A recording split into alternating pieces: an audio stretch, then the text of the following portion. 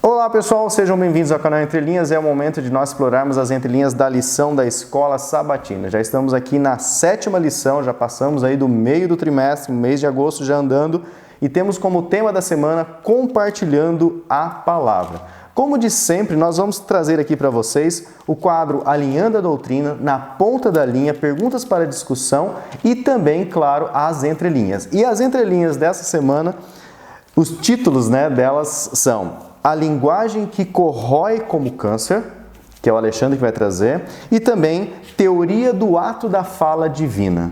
Duas entrelinhas especiais para vocês. Os dois últimos vídeos deram origem a duas pérolas, grandes sermões, grandes conteúdos. Espero que esse vídeo também venha acrescentar cada vez mais conteúdo, cada vez mais raciocínio, despertar aí a sua mente para o que Deus tem para os seus filhos. Então fiquem ligados conosco. Espero que também você curta, compartilhe, comente aqui embaixo para ajudar nessa plataforma a promover o nosso vídeo. E claro, que você sempre se pertence à família Entre Linhas. Temos vários grupos aqui, você pode acessar na descrição aqui. Espero que vocês estejam conosco aí até o fim, até o terceiro Marcos. Então, por enquanto, chama a vinheta.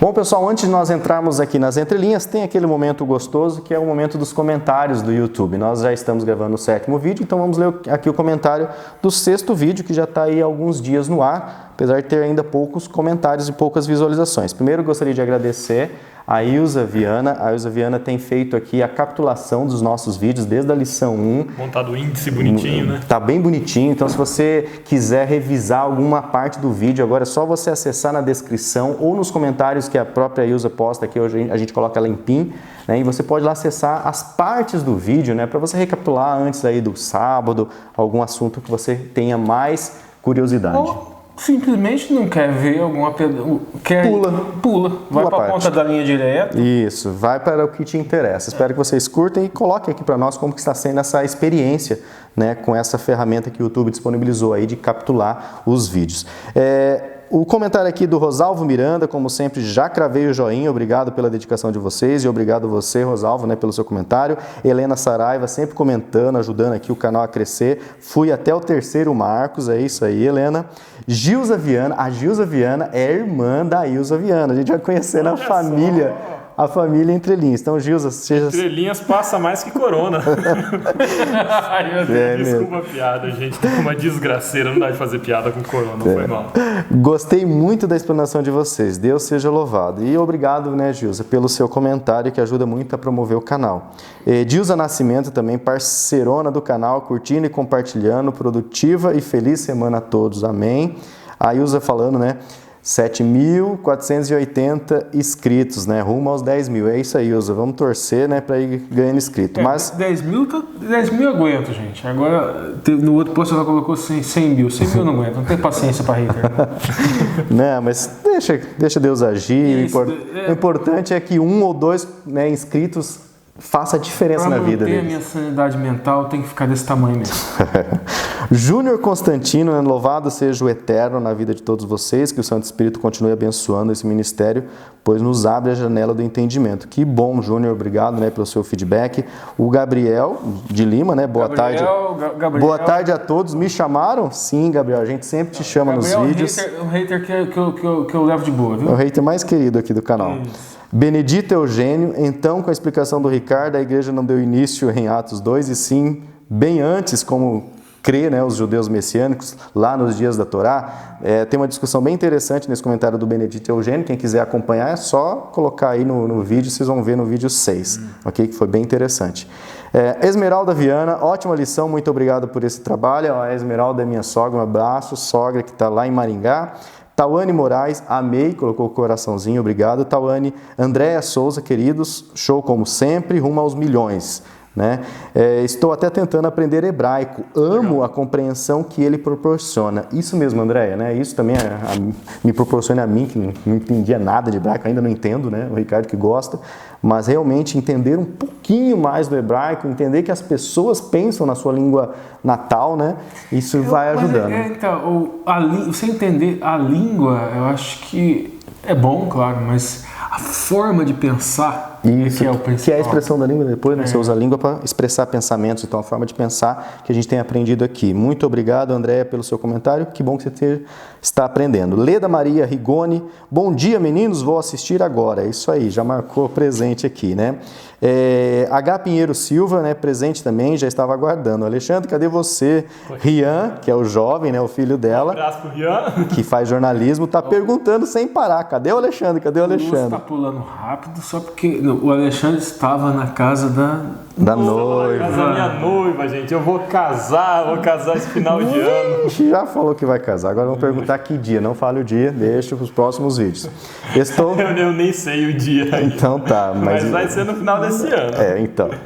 Estou respondendo porque ele quer que o Alexandre está em outra missão, mas que logo irá voltar. É isso aí mesmo. Ela Estava disse numa pra missão ele, muito santa, inclusive.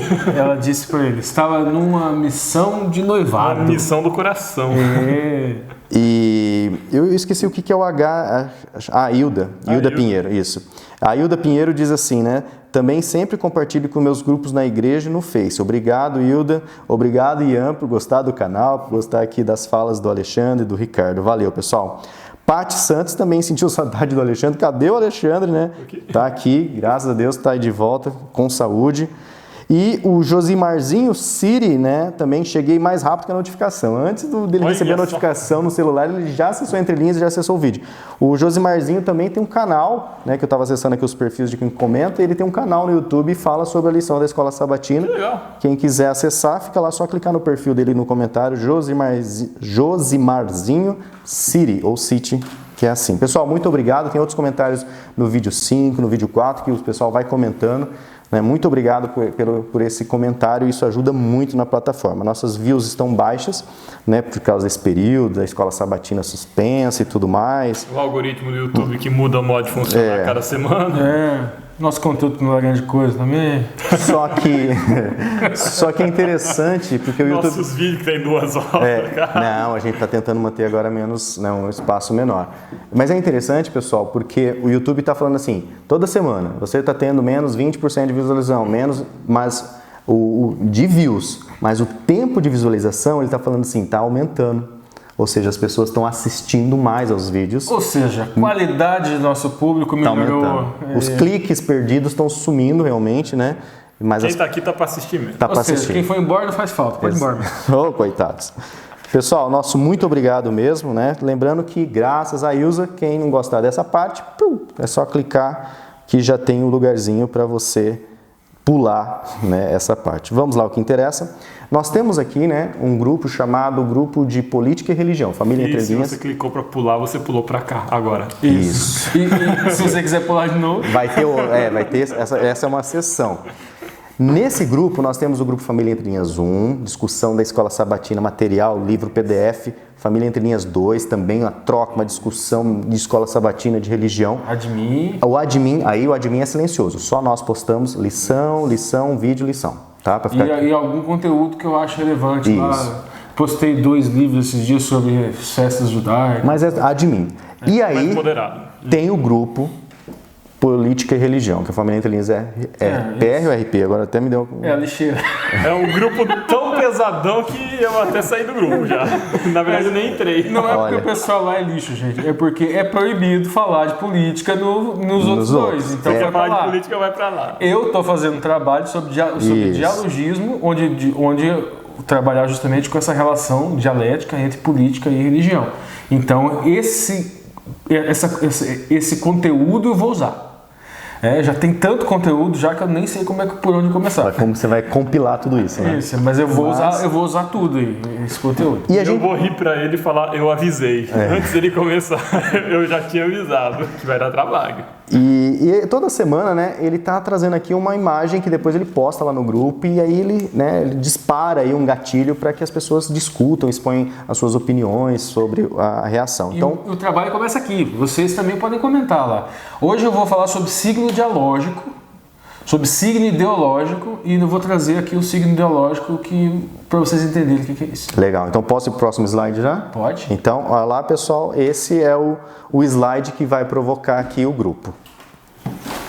Bom, gente, essa daqui eu não sei o nome da moça, mas ela virou um signo ideológico. Por quê? O que é um signo ideológico? A gente pensa às vezes em signos, a gente pensa apenas em palavras, mas são coisas diferentes. O signo ideológico é aquilo que vai marcar, vai despertar na consciência de cada um posicionamento ideológico. E essa moça aqui acabou virando um signo ideológico.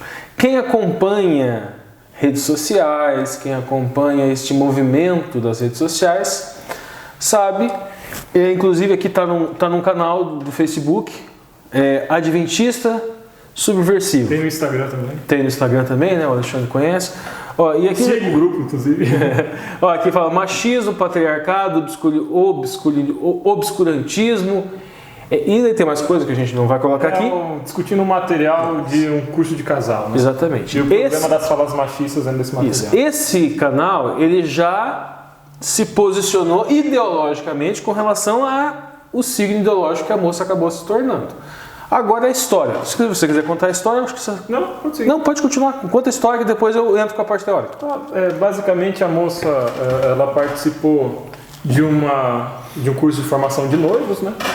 Ela identificou vários problemas no material, pelo conteúdo do material inclusive, e ela fez um vídeo na rede social dela particular, comentando os problemas que tinha nesse material, falando que era um material que reproduzia muitas falas machistas, que em alguns aspectos tinha até um sentido misógino, que servia para reproduzir, para dar continuidade a políticas de abuso familiar, abuso contra mulheres. O material foi aquilo também, signo ideológico na mente dela. Ela olhou aquele material e ela se posicionou ideologicamente com relação àquele conteúdo. E em função do que aconteceu depois, que o Alexandre vai continuar contando, ela própria virou um signo ideológico. O que aconteceu foi que num primeiro momento, alguns departamentos que organizavam, né, esse material falaram: olha só, interessante, vamos repensar, vamos estudar mais o material, ver o que tem de errado. Mas na sequência, várias figuras públicas da igreja começaram a ter falas muito duras contra a moça, falando que ela estava errada, falando que ela estava agindo contra a igreja, falando que esse tipo de prática que ela fez de falar contra o material era equivocada, e tacando pedra nela, não aceitando a crítica, né? Isso.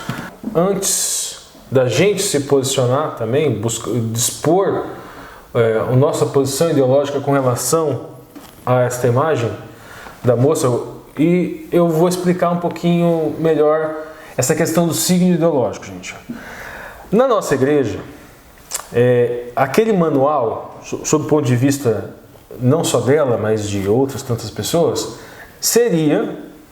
ele refletiria uma ideologia com relação ao casamento, às praxes, vamos dizer assim, dentro do casamento, que de certa forma estariam destoando com a realidade atual. A acusação seria que seria algo ultrapassado, vamos dizer assim. E não apenas ultrapassado, né?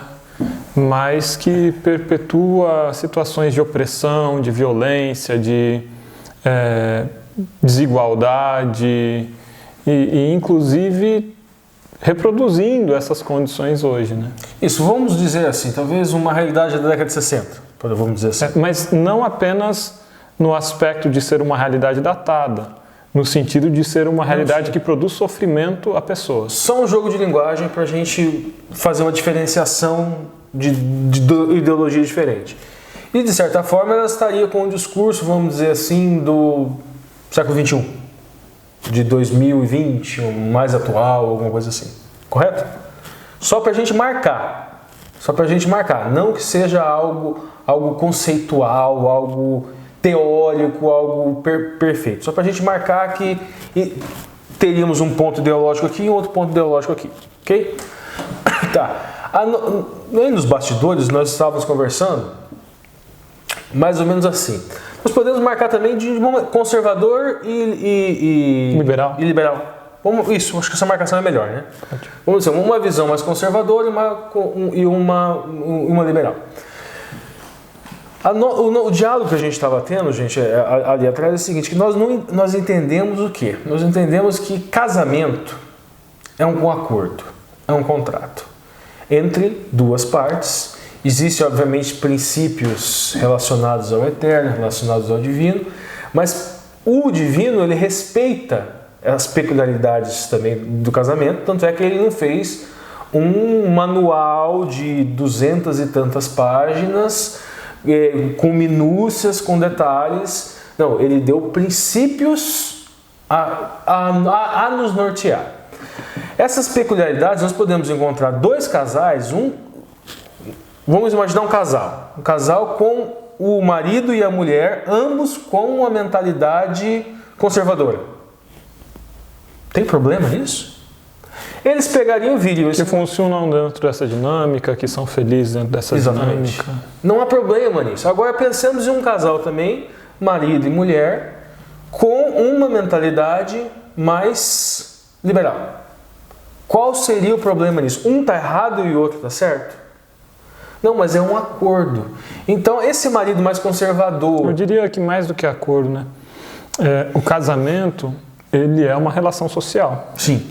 Como toda relação social, ele existe primeiro enquanto fenômeno social, para existir depois enquanto fenômeno explicado em linguagem e em ideias.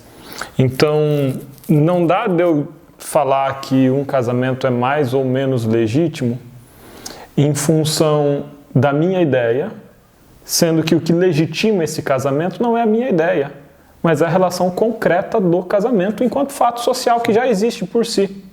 Mas o que eu queria enfocar é o outro lado, gente. O que eu queria dizer é o seguinte, por que essa distinção entre esses dois casamentos que a gente utilizou aqui?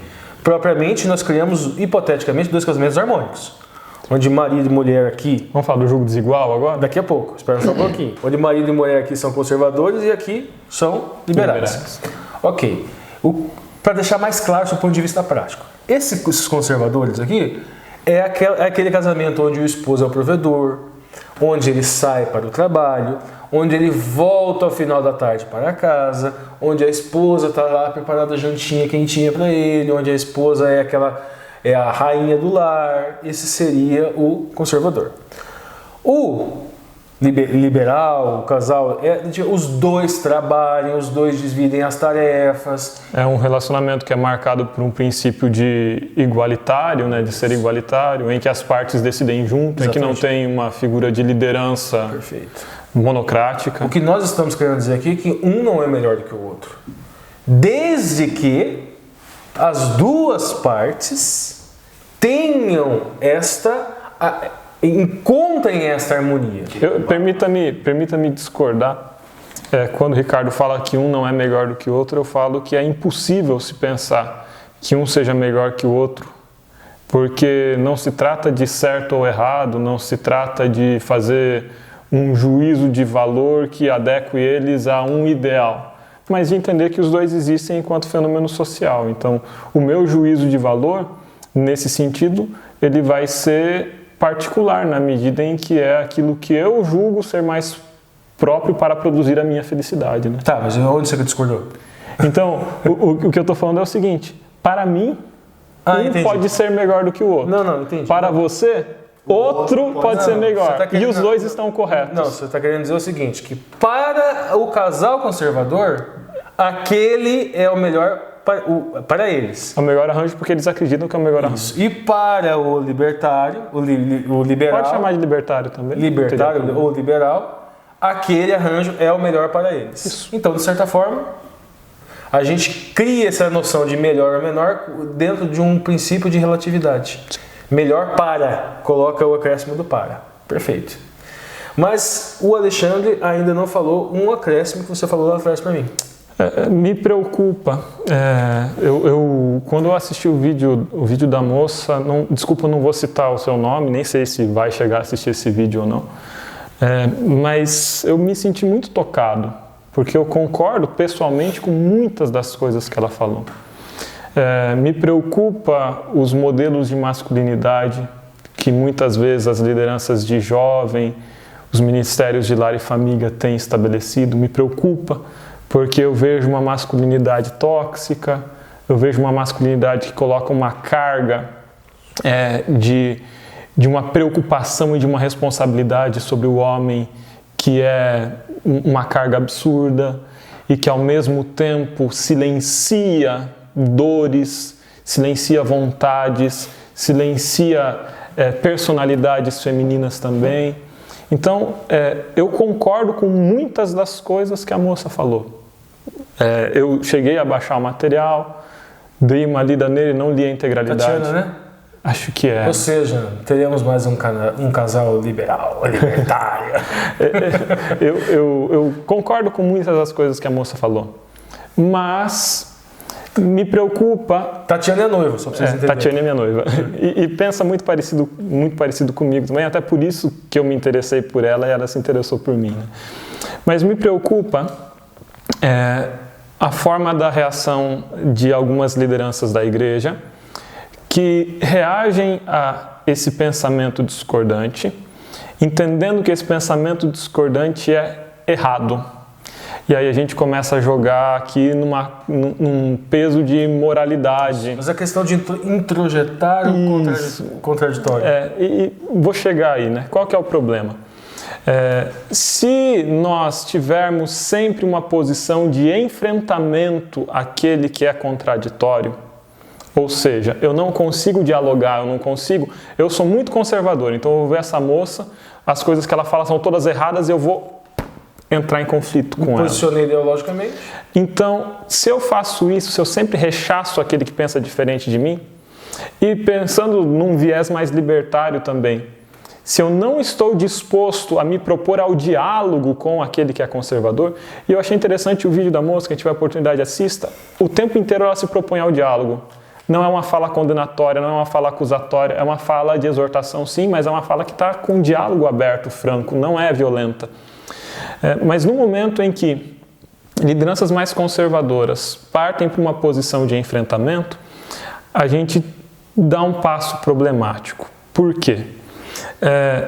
A igreja, ela não pode se tornar irrelevante para o mundo. Se a igreja, ela se opor francamente a qualquer pensamento que a questione, que conteste o status quo, que conteste práticas, que conteste costumes, se a reação da igreja for de imediato se opor, se ela não trazer para dentro de si esse contraditório, o resultado é que o mundo vai mudando, costumes vão mudando, o evangelho permanece, mas costumes, práticas, arranjos familiares vão mudando e a igreja se torna superada historicamente na medida em que ela não vai mais conseguir dialogar com o mundo presente. A igreja precisa conseguir dialogar com o mundo presente. A gente tem uma geração de jovens que está sendo mais educada, que está tendo mais acesso à educação, está tendo mais acesso à alfabetização, está tendo acesso à leitura, está tendo acesso a discussões rigorosas, com método, sérias. E o argumento de autoridade não cola mais com essa geração de jovens. Falar que é assim porque sempre foi assim e porque é assim, na minha família é assim, não cola com esse grupo de jovens. Vamos dar uma de advogado aqui do diabo. Só terminar o raciocínio, Ricardo. Termine. E o resultado desse caminho que prima apenas pelo enfrentamento é que daqui 20 anos esses jovens não vão mais conseguir encontrar espaços de representatividade dentro da igreja. Eu não estou falando aqui que quem vive num arranjo familiar mais conservador deve mudar o seu arranjo familiar. Não. Mas eu estou falando que a igreja precisa assumir que existem diversos arranjos possíveis, de que é preciso repensar os nossos costumes, tradições e arranjos, e que se a gente não estiver disposto a sentar na mesa, conversar civilizadamente, aceitar o contraditório, aceitar quando eu erro, voltar e repensar o que eu errei, assumir que não sou infalível, que o material pode ter equívocos, se a gente não tiver essa grandeza enquanto instituição, nós teremos problema para dialogar, para conversar com o nosso tempo presente. Tá, vamos bancar o advogado do diabo aqui, gente. O que é bancar o advogado do diabo que eu estou falando aqui? Tem gente que não sabe dialogar. porque a pessoa não quer entender. Então, e às vezes a gente tem que antever aquela pessoa que não quer entender e que vai escrever embaixo, às vezes, aqui do vídeo, justamente o oposto que está sendo dito. O Alexandre não está dizendo aqui que não existem princípios bíblicos que norteiam todos os casamentos. Existem princípios bíblicos que norteiam todo tipo de casamento. Mas existem arranjos dentro do casamento que podem ser mais conservadores, que não desrespeitam esses princípios bíblicos. E existem arranjos libertários ou liberais na sociedade, no concreta, vamos dizer assim, no fenômeno social concreto, que também não respeitam esses princípios bíblicos. E um detalhe que a gente não falou aqui, gente, é uma consciência que o casal noivo tem que ter. Você jovem, homem, conservador, você deve buscar uma noiva que, quando for para o casamento, ela esteja dentro daquilo que você espera de uma esposa. Permite a provocação, Ricardo? Faça. Qual que é E a esposa, idem. Né? A esposa conservadora ou libertária. E num viés mais libertário é a mesma coisa. Qual que é o problema? E aí eu falo com os jovens rapazes que estiverem assistindo a gente. Meninos, nós somos homens numa sociedade machista, temos uma trajetória de formação cheia de privilégios, nossa formação é machista. E eu tenho que te contar uma coisa, cara. As mulheres, elas estão questionando essas estruturas. Uma parte muito considerável das mulheres está questionando essas estruturas. Se você não estiver disposto a se repensar genuinamente, com autenticidade, quem você é, o que é ser homem para você, aonde que esse ideal de homem seu se encontra com o ideal de homem de Cristo, com o ideal de homem da Palavra de Deus. Se você não estiver disposto a se repensar e ver até onde o meu conservadorismo é vontade de Deus, até onde o meu conservadorismo é só uma defesa da minha posição, cara, você corre um risco muito grande de ficar sozinho, de começar a perceber que as mulheres não estão dispostas a entrar num relacionamento com um cara que acha que é ele que manda, que acha que ela tem que obedecer, que acha que a responsabilidade da mulher é cuidar dos afazeres domésticos sozinha, que a responsabilidade da mulher se virar com a educação dos filhos. Se você for esse tipo de homem, cara, eu tenho que te falar assim, não é culpa da mulher, entendeu? Não adianta você ficar falando assim, e é tudo essas feminazes, essas mulheres esquerdistas que não existe mais mulher para mim na igreja. Não é isso. É que você está superado historicamente. Dialoga mais com o seu tempo, cara. Mas eu acho que ele pode achar uma mulher superada historicamente. Eu achei que você ficou meio monofônico aí. Eu acho que o jovem que é assim... É que talvez essa mulher que ele vai achar não é a que ele quer, né? Não, aí que tá. Eu acho que esse jovem conservador... se por um acaso ele achar uma mulher que aceite a maneira como ele é, ele não deve procurar uma mulher libertária. Não. E a mulher libertária também não deve aceitar um homem conservador. Esse aqui é o sofrimento dos homens. Elas não estão procurando. Aí tá ficando uma geração de homem machista, encruado, deprimido, e que tudo que faz é olhar para as mulheres e jogar a culpa nelas. Eu acho que tem espaço para todo mundo. Cada um acha... nesse ponto, eu discordo com o Alexandre, mas... O Lúcio tá dando sinal do relógio. E eu concordo com o Lúcio, a gente demorou demais. Vamos lá, vamos continuar. Vamos lá, vamos sair então? O Alexandre quis fazer um discurso, cara. Desculpa eu interromper. É que o tema é problemático, Ricardo. Não dá da gente... vamos lá. Tá certo. Você está querendo trazer...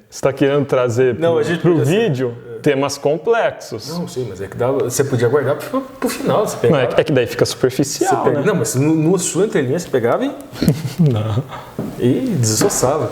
Vamos deixar isso aqui que o pessoal já vê já direto, né, pessoal? Como que é a verdade dentro do entrelinhas. Deixa. Vamos lá. Bom, pessoal, seguindo agora a nossa doxologia, né, depois dessa discussão, eu achei muito legal, espero que vocês também tenham gostado, porque desperta as nossas redes neurais para pensar, para questionar, para realmente que tenha sido útil para vocês. E se não foi, você pulou o vídeo, seja bem-vindo a essa parte do vídeo. Eu sinceramente eu pulava também. Bom, agora nós vamos então para o quadro Alinhando a Doutrina. Ou seja, já que é compartilhando a palavra, né, então o Marcos André, nosso parceiro aqui do canal, traz aqui um alinhamento a uma doutrina bíblica que já inicia também com uma oração, essa parte agora mais ligada ao estudo da lição dessa semana. Então agora é com você, Marcos. Olá, amigos do canal Entre Linhas, mais uma semana estamos nós aqui estudando juntos a Palavra de Deus. Muito obrigado a você que chega aqui semanalmente para estudar conosco, você que deixa sua curtida, que deixa seu comentário, que compartilha o vídeo, ou simplesmente você que faz uma oração por nós. Você é uma engrenagem muito importante nesse processo todo, né? Todos nós somos pequenas engrenagens que, trabalhando juntos, damos resultado a essa obra. Então, cada um de vocês, cada um de nós é importante para que essa obra continue. Continue orando por nós, continue pedindo a Deus orientação para que tudo que nós falarmos aqui seja de acordo com a vontade do nosso Senhor. Eu gostaria de convidar você, já que nós vamos abrir a palavra de Deus, vamos entrar nesse terreno sagrado, gostaria de convidar você para fazermos uma pequena oração pedindo a orientação do nosso Senhor. Vamos orar? Senhor Deus, muito obrigado pela Tua misericórdia, pela Tua graça, muito obrigado porque mais uma vez o Senhor nos recebe na Tua presença, que cada lar nesse momento, Senhor, que esteja assistindo esse vídeo, que esteja com a sua Bíblia aberta, que esteja com a sua mente e o seu coração abertos para receber a sua mensagem, seja abençoado pela Tua presença. E nós te pedimos, Senhor, que o Senhor nos encha do Teu Santo Espírito, nos perdoe os pecados e nos instrua para que tudo que for dito nesse vídeo seja para honrar e glorificar o Teu nome. Salva-nos para o Teu reino, nos dê a Tua paz, é o que te pedimos pelo nome do nosso Senhor e Salvador Jesus Cristo. Amém. Muito bem, amigos, esse é o quadro Alinhando as Doutrinas. Esse é o quadro que nós trazemos uma das doutrinas que aparecem nas entrelinhas da lição. E nessa semana, muito mais do que a entrelinha, né, nós temos a linha da lição, o próprio título da lição, destacando uma das nossas doutrinas, a doutrina número 1, que é a Bíblia como única regra de fé. Aqui diz compartilhando a palavra. E toda a lição dessa semana fala da importância de que quando nós vamos evangelizar, vamos falar de Jesus, que a Bíblia seja um ponto central, que a Bíblia seja a nossa ferramenta, né? Para que possamos falar uma mesma língua, para que a Bíblia possa ser a nossa única instrução. Isso é muito importante. Na prática, eu poderia dar um exemplo aqui do próprio canal Entre Linhas. O que significa você alinhar a doutrina bíblica? Você está sempre alinhado às doutrinas bíblicas. Muitas vezes, nós aqui no canal Entre Linhas não trocamos nenhuma palavra durante a semana. Eu gravo o meu vídeo aqui no Rio de Janeiro, eles gravam lá no Paraná, lá em Campo Mourão, e nós enviamos os vídeos para que o Lúcio faça a edição e junte tudo isso. Então eu gravo aqui com a certeza de que o Lúcio, o Alexandre e o Ricardo, eles estão lá alinhados à doutrina bíblica. Eles não vão falar nada diferente do que eu estou falando. Por quê? A nossa fala não vai se contradizer. Por quê? Porque nós estamos alinhados àquilo que a palavra de Deus diz.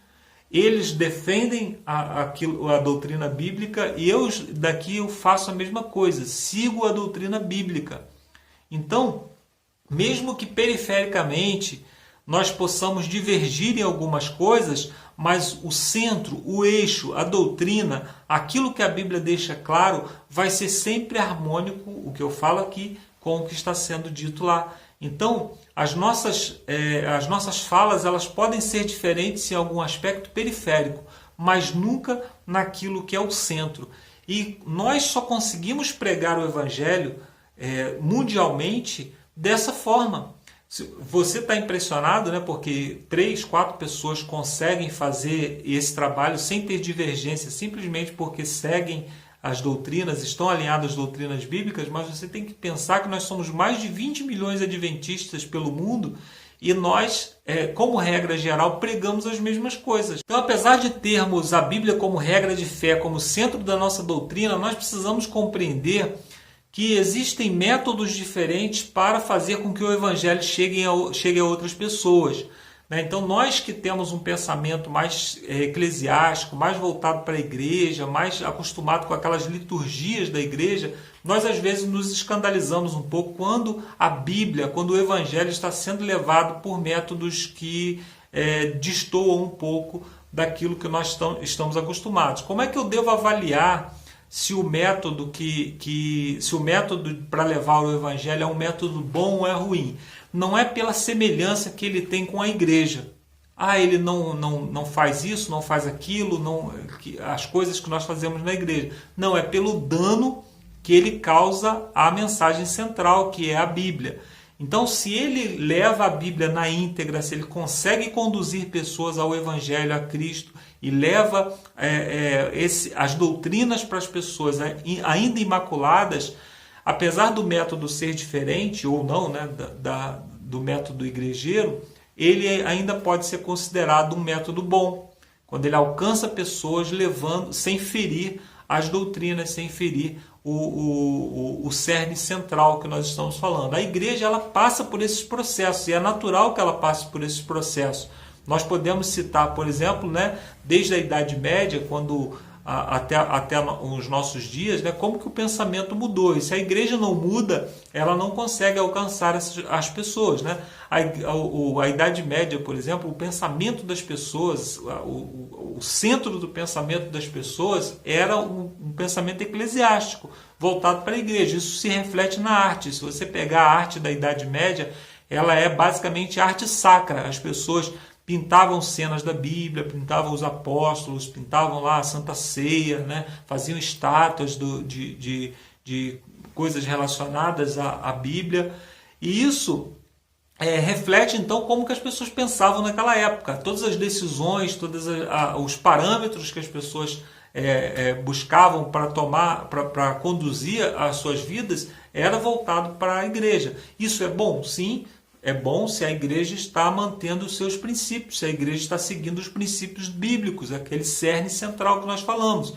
Quando a igreja se apostatou, ela causou um grande dano ao Evangelho, né? Porque ela começava a levar uma mensagem que estava distante da mensagem bíblica, que era o Evangelho, que é o Evangelho de Cristo. Então, quando nós quando nós nos distanciamos disso, né, o dano foi muito grande. Aí surge o movimento moderno, né, o que nós chamamos de modernismo. Nesse período, as pessoas se contrapõem àquele pensamento da igreja como centro e põem o homem no centro, põem o ser humano no centro. A razão, o pensamento humano, tudo precisava se compreender, né? Até então as pessoas dependiam de chuva para comer. Se não chovesse, as pessoas não comiam. Então as pessoas começaram a irrigar e começaram a produzir o seu próprio alimento e pensavam, olha, nós podemos viver com base naquilo que nós conhecemos. Isso é ruim ou é bom? A Igreja Adventista, por exemplo, nasceu nesse movimento e ela cresceu muito. Por quê? Porque nós temos uma fé muito racional e nós conseguimos defender toda a nossa doutrina explicando racionalmente para as pessoas. Basta que você pergunte, por que você guarda o sábado? Vem cá que eu vou te mostrar. Aí você mostra ali.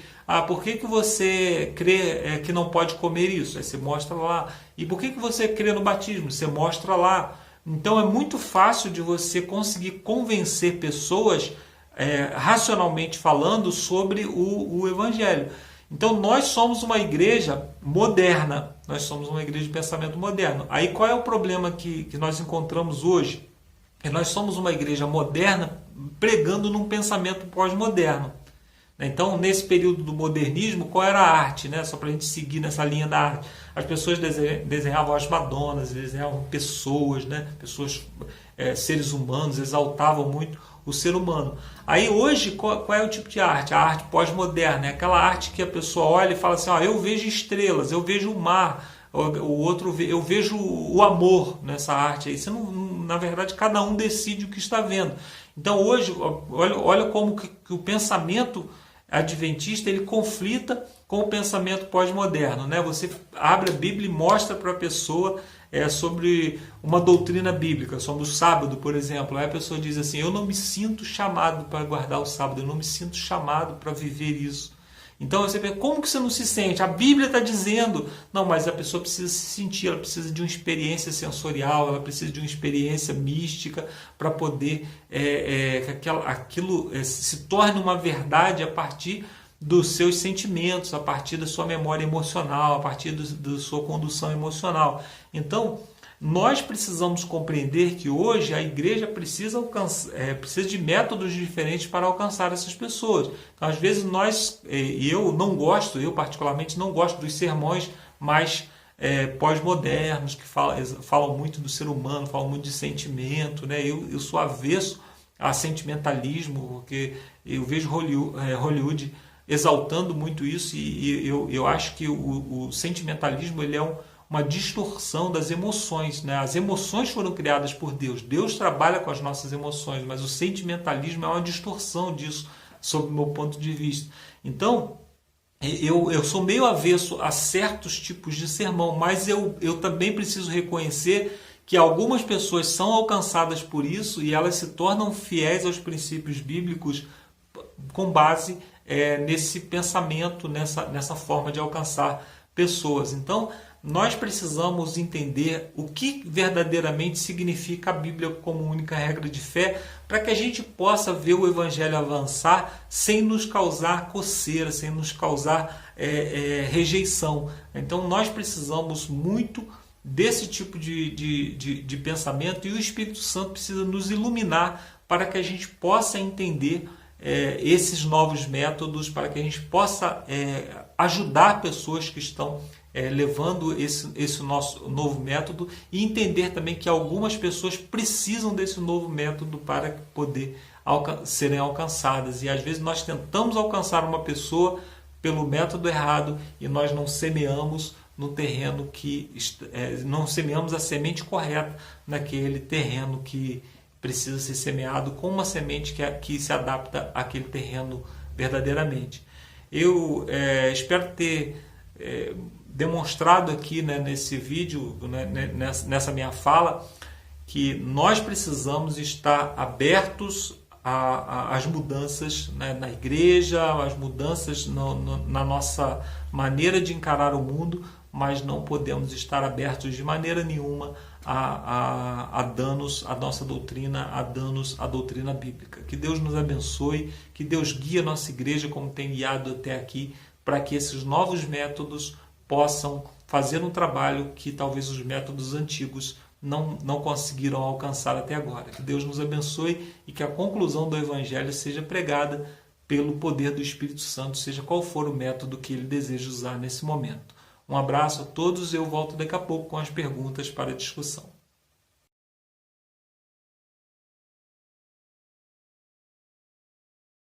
Valeu, Marcos, né? Então, ele alinhou a doutrina, já iniciou a oração, e nós temos aqui o próximo quadro, que é na ponta da linha. Antes, né, acho que você quer só sintetizar tudo isso para não ficar nenhuma Não é nem sintetizar, gente. É que a gente desligou as câmeras, né? E houve uma conversa de bastidor, de algum mais tempo do que vai ser o tempo que nós vamos utilizar para trazer isso, porque é útil para todos nós, né? Primeira coisa, gente. O Lúcio trouxe para nós um exemplo que eu acho que é importante ir para o ar. Lúcio, é com você. Né? Sobre o meu casamento? Sim. Tá. É que minha esposa, né, ela é graduada, pós-graduada, diretora de colégio. E quando a gente se conheceu, depois eu comecei a trabalhar em outra cidade, ela simplesmente, né, falou assim, não, eu vou para onde você estiver, né, eu vou lá, fico lá, não quero nem você se expondo na estrada, e eu também não vou ficar me expondo em perigo na estrada.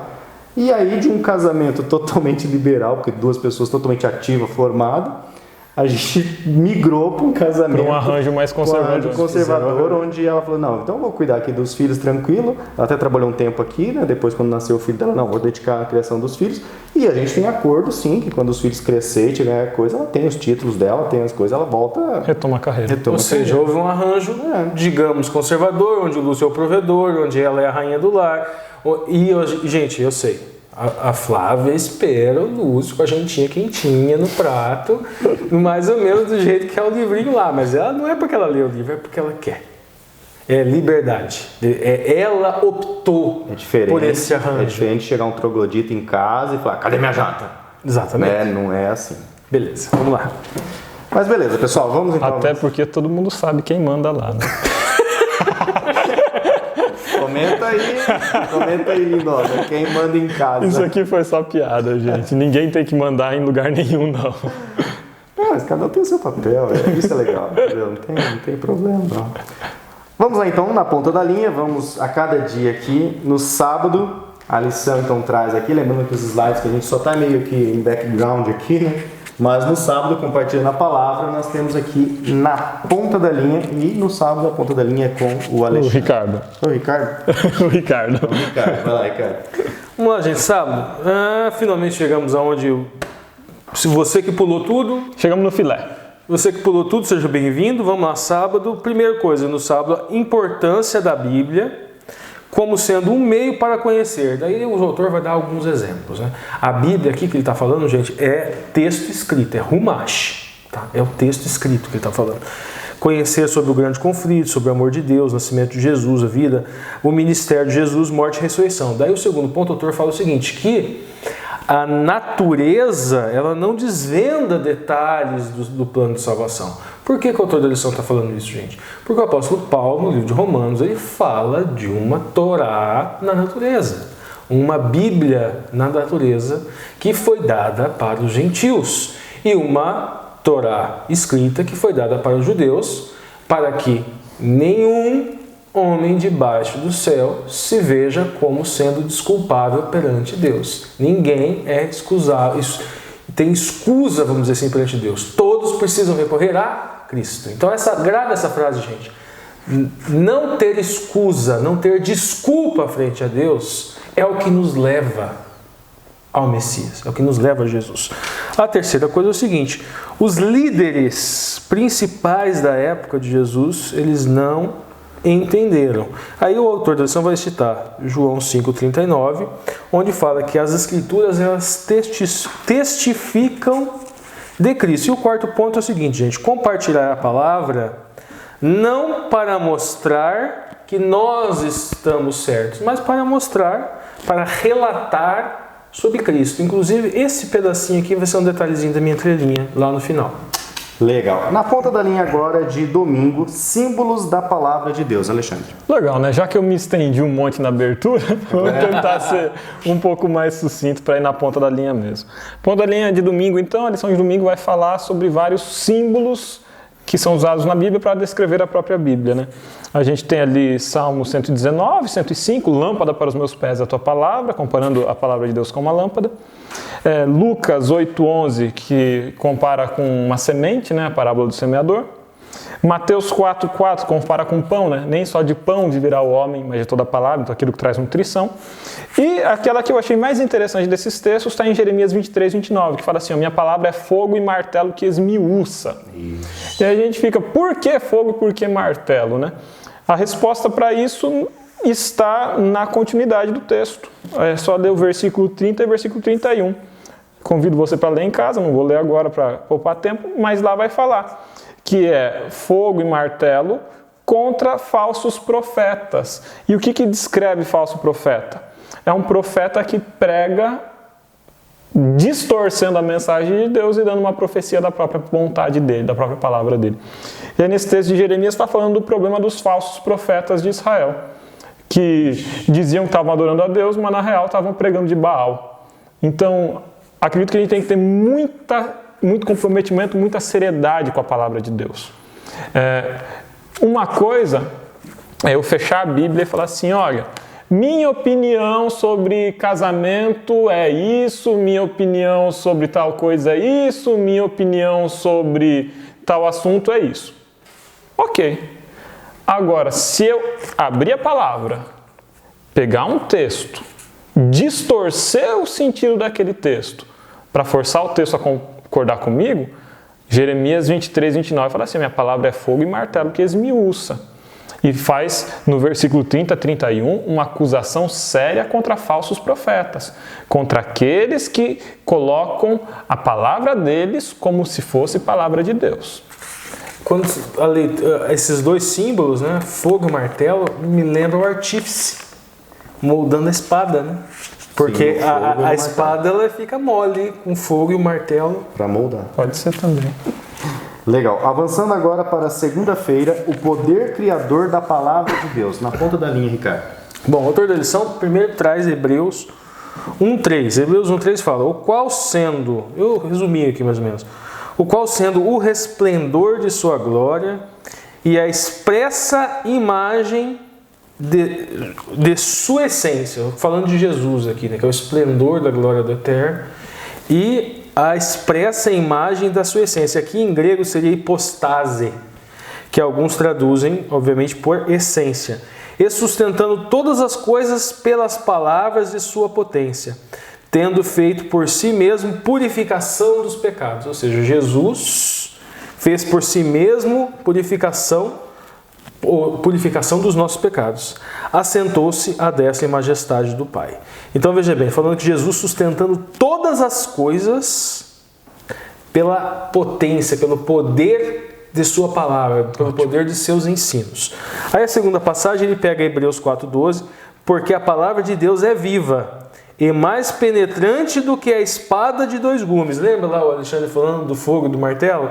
Agora aqui nós temos um outro elemento, aqui nós temos a espada de dois gumes, que a palavra é mais penetrante do que a espada de dois gumes. Ponto de dividir a medula, né?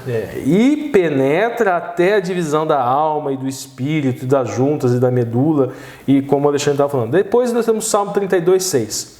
Pela palavra foram feitos os céus e todos os exércitos. Aqui a expressão para a palavra, gente, é bidavar, que depois lá na minha entrelinha eu vou falar sobre. Bom, ponto. A palavra de Deus, ela é criadora.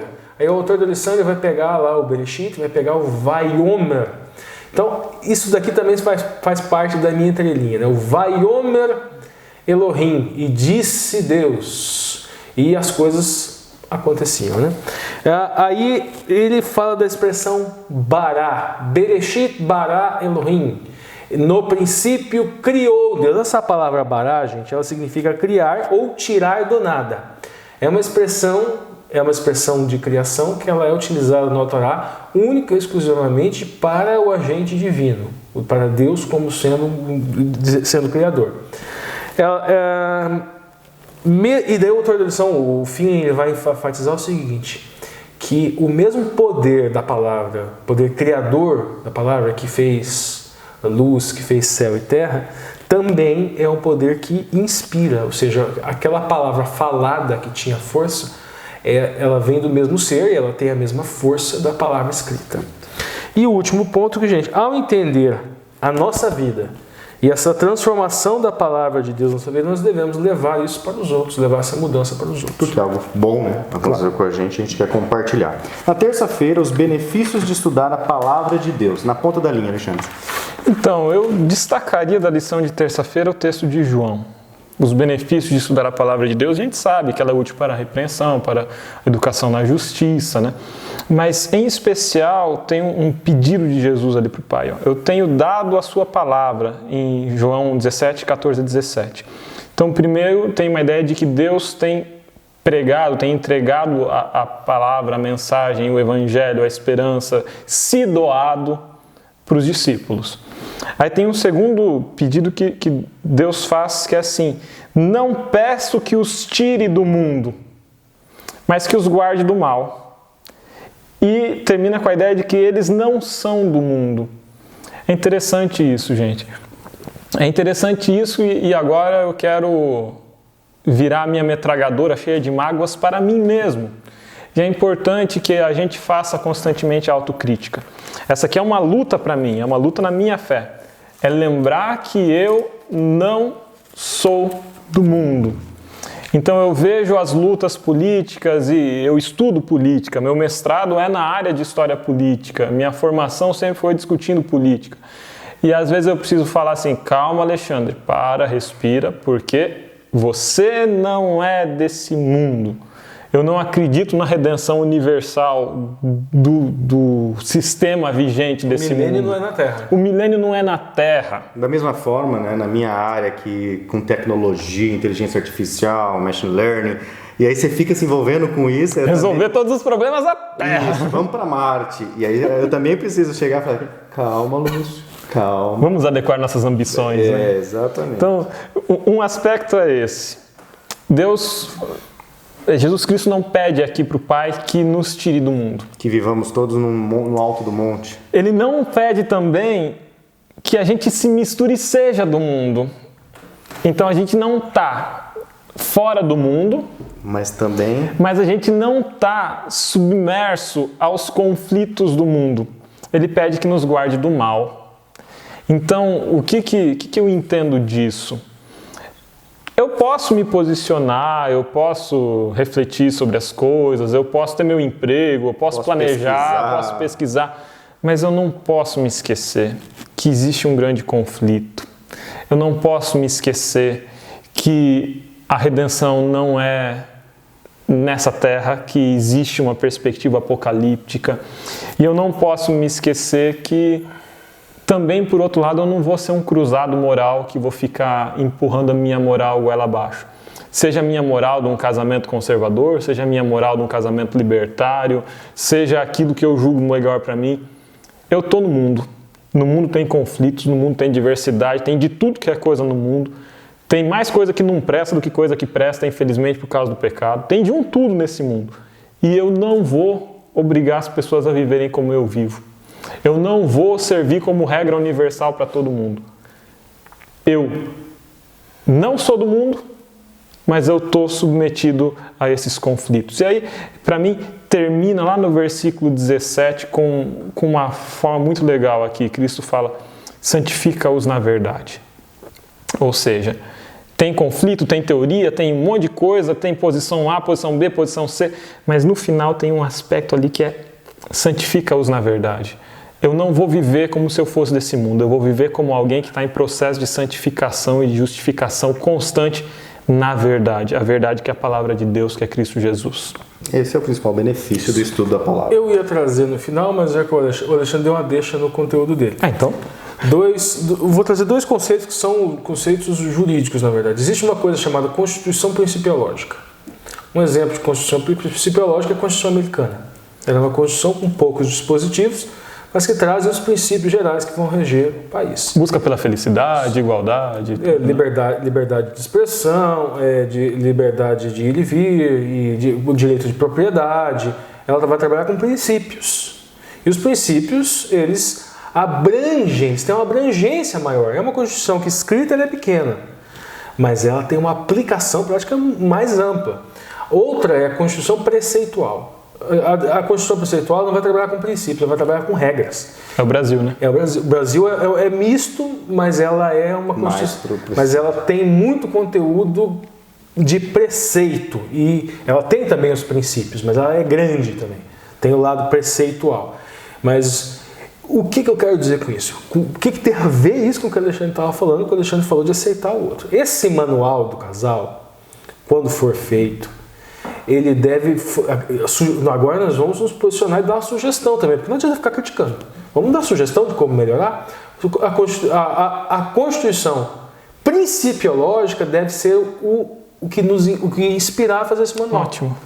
Os princípios bíblicos podem ser generalizados, que se aplicam tanto aos arranjos de um casamento conservador como um casamento... Podemos dar alguns exemplos, agora, Ricardo? Só um princípio. Agora, se a gente vai perder tempo fazendo um manual preceitual... O que você pode fazer, o que você não pode fazer, como você vai fazer? Céu, vai ter que ser um negócio e a possibilidade de errar é muito grande. Pode falar. Quais seriam os princípios, então? Fidelidade, justiça, verdade, amor, domínio próprio, longanimidade. Opa, os frutos do Espírito, não é? Pronto. Sim, resolve tudo. Ou como diria Jesus, parafraseado, sejam legais uns com os outros. Isso. Suportai-vos uns aos outros. Na quarta-feira, aplicando a palavra de Deus na ponta da linha, Ricardo. Vamos lá. O autor do Salmo vai falar que tem mais de 3.000 promessas na Bíblia. Ele vai focar muito nessa questão de promessas. Bom, gente, ele vai falar também que promessas são compromissos conosco. E que essas promessas, elas fluem quando nós reivindicamos pela fé. Ele vai citar ali a carta aos Efésios para falar sobre isso, e depois ele vai citar também Romanos 8,32, que fala o seguinte, que, veja bem, o Eterno não poupou nem o Filho. Então, não poupou o Filho para, obviamente, nos salvar, Então por que Ele não daria a sua graça grandiosa? Por que Ele não daria essa grandiosidade de coisas por nós? Aí o autor da lição ele passa para Pedro e vai falar, na citação de Pedro ele traz o seguinte conteúdo: pelo seu poder, Deus doa todas as coisas, mas doa todas as coisas o quê? Que conduzem para a vida e para a piedade. Olha lá, a gente tinha falado de um dos princípios lá, piedade, né? Agora, um dos princípios do casamento que a gente tinha falado, né? Agora, veja bem, gente. Ele segue dizendo também que além das promessas espirituais, existem as promessas materiais, que Deus irá suprir as nossas necessidades básicas. A gente, em uma situação dessa de pandemia, esse tipo de promessa é extremamente relevante, né? Mas, obviamente, que um pontozinho aqui que eu quero enfatizar: se você está abastado e se você vê um irmãozinho precisando das suas necessidades básicas e você tem emuná, vamos lembrar emuná função, né, gente? Tem responsabilidade. Você tem essa responsabilidade, você é um agente do Espírito para essa necessidade básica. Agora a pessoa, não, Deus falou que provê necessidade básica, eu não vou fazer nada. Vou ficar esperando o corvo. Vou ficar esperando, mas ele vai ficar esperando que o corvo dê comida alimente pro o outro, não ele. não Se ele. fosse ele estaria doido, desesperado, né? Agora, 1 João 1,7, gente. Ele fala de andar na luz, em comunhão uns com os outros. Olha só, casou de novo com aquela coisa do conservador aceitar o libertário, o liberal, do liberal, o libertário aceitar o conservador, com aquilo que o Alexandre falou lá no começo, que a igreja precisa introjetar esses contrários. Essa diversidade, Essa né? diversidade, precisa assimilar essa complexidade. Porque isso vai enriquecer a igreja. Entender que não se trata de um juízo moral. E repetindo essa complexidade, desde que ela não vá contra os princípios bíblicos. Continuando, depois, gente, vai falar o seguinte, ó, ainda em João aqui, vai falar do sangue de Jesus que purifica, dizer que que a pessoa que diz que não tem falhas engana a si mesma e não há verdade nela. Isso aqui é um outro ponto que eu não vou falar na entrelinha lá para frente. Depois, Filipenses 4,13, ele vai falar que Cristo é o que nos dá força. Cristo é o que nos fortalece. E daí o apóstolo Paulo segue falando que aquela igreja, né, ela trouxe um auxílio para eles e para os necessitados, e aquilo foi tido para o Eterno como se fosse dádiva de cheiro suave. Isso é uma referência ao Korbanot, que aquele sacrifício era cheiro suave. Isso daqui, gente, metaforicamente aquilo que Cristo falou. O jejum que eu quero é que vocês atendam as viúvas e os órfãos. Exato. Ou eu estive preso e foi me visitar, estive vestido e me deste. Isso é tido nas narinas, metaforicamente falando, né, gente? Nas narinas ela tem como cheiro suave. E simbolicamente estava lá no Korbanot. Aí, seguindo, as promessas revelam um Deus misericordioso, com poder infinito, e que cuida de nossas necessidades. Depois o autor da lição vai citar Hebreus 3,19. E no Hebreus 3,19, o princípio geral que eu peguei aqui é o seguinte, gente, que o feeling, quem colocou esse versículo aqui, justamente para querer dizer que a incredulidade é que justamente trava, vamos dizer assim, esta dádiva do Eterno, a incredulidade dos homens. Depois Hebreus 4, Hebreus 4:1, a mesma toada, ele quer enfatizar a questão do se acomodar na promessa, fazer a promessa cessar. O papel do homem em não fazer a promessa do Eterno cessar. Você sendo utilizado como instrumento, você está fazendo ela acordar, ela continuar, ela prosseguir. Se você nega isso, você faz a promessa cessar. Nós somos instrumentos dessa promessa. E depois ele vai citar o quê? Mateus 13:58. Não fez muitas virtudes por causa da incredulidade. Ele quer enfocar novamente isso.